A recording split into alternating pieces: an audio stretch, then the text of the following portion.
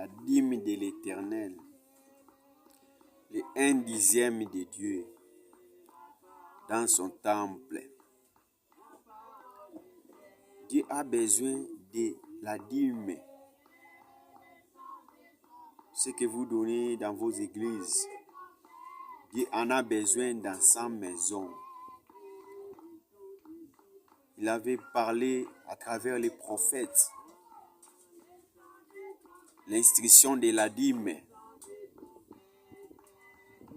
Si vous lisez dans le livre de Deutéronome, chapitre 14, versets 22 à 23, vous allez voir que Dieu donnait même l'instruction sur la dîme, où il a dit,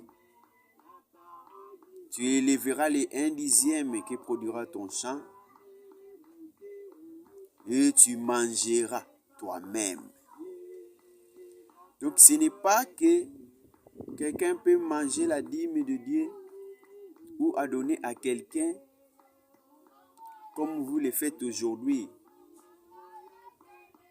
Parce que la dîme, Dieu, il en a besoin dans sa maison. Mais pourquoi il donnait les instructions pareilles?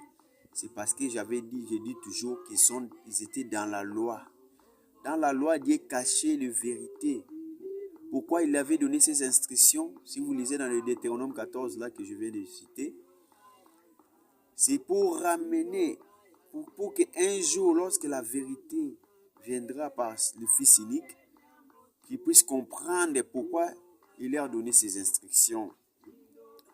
Tu mangeras ton dîme et après avoir mangé la dîme là, tu apprendras comment craindre Dieu.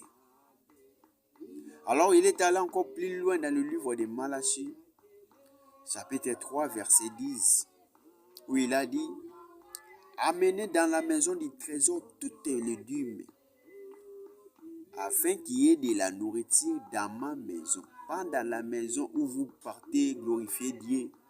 Là, ce sont des bâtiments faits des mains d'hommes. Ce n'est pas la maison de Dieu. La maison de Dieu, Hébreux, chapitre 3, verset 6, la maison de Dieu, c'est nous. Éphésiens, chapitre 2, verset 20 à 22. Nous sommes une habitation spirituelle de Dieu. Si toi, tu es le temple de Dieu, tu es la maison de Dieu, sache-le que la dîme doit entrer dans la maison de Dieu.